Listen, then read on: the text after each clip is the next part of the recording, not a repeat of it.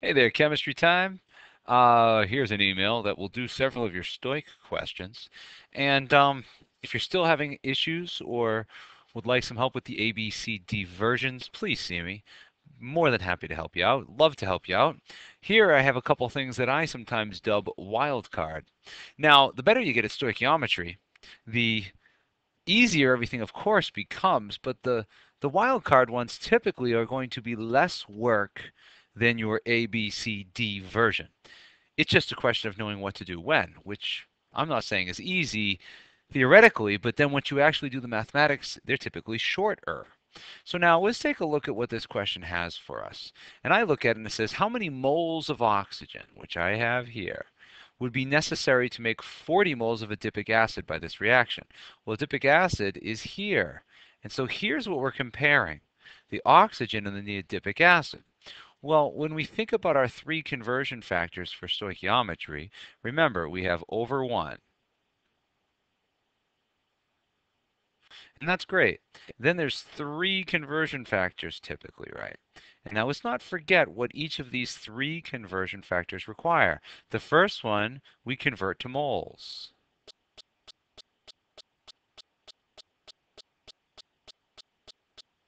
The second one is the mole conversion.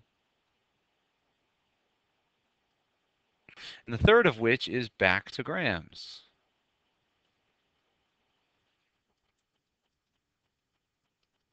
Well, now let's take a look at what we have.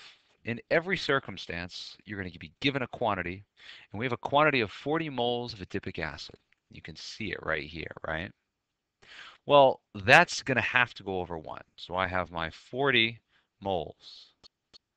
And that 40 moles is of, well, C6, H10, O4. And hey, put it over 1. This is great. Now, let's evaluate what needs to be done because we have moles. And what are we looking for? Moles of oxygen. So look, we're looking for moles of oxygen, which is important because if we look at our first conversion factor, we convert to moles. Well, do we need to convert to moles is the question. Wait a minute, we're in moles. We already have moles, so we don't need the first conversion factor. You'll always, in every circumstance, when you do stoichiometry, need to do a mole conversion because that's where you compare two separate things. So that means that our second conversion factor is, well, imperative. And so we're looking for oxygen, and what you're looking for goes on top. So that's 5 moles O2, and that goes over 2 moles C6, H10, O4. Now the third conversion factor gets you back to grams. But hark, look, we're looking for moles of oxygen. So guess what? We're done. You press some buttons. You multiply 4 times 5, which is 200. Divided by 2 gives you an answer of 100 moles. O2. And this isn't a bad little lesson with sig figs because 100 only has one sig fig. However, you need to show 3 because 40.0 has 3. So let's put this in scientific notation. 1.00 times 10 to the second moles O2.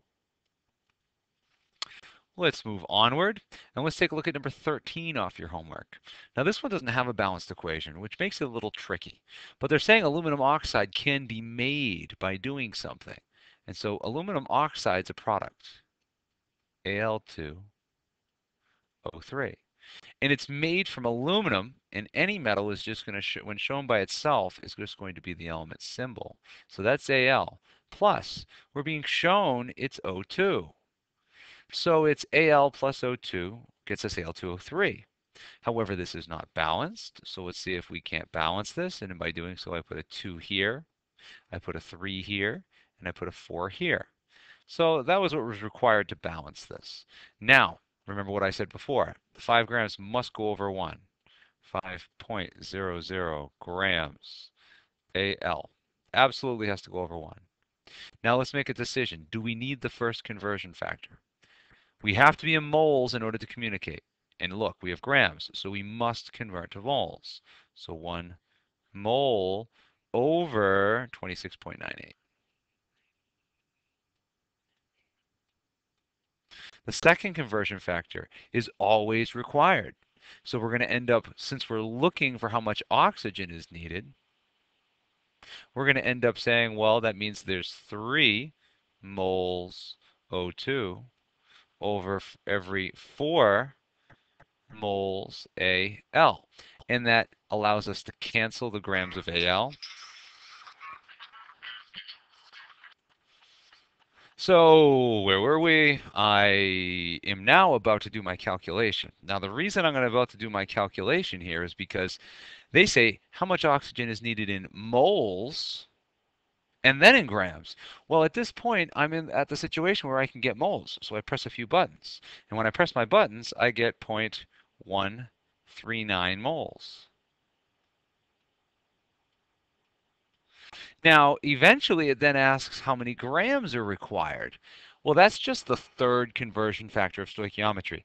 Now, you're going to find many questions that we consider to be wildcards ask just this type of scenario, which is we do the first 2 conversion factors, and then we add on the third. So then we have to get this over 1 again.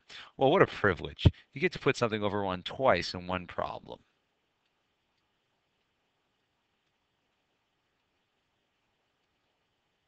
And now I use the molar mass of oxygen, which is 32.00 grams O2 over 1 mole.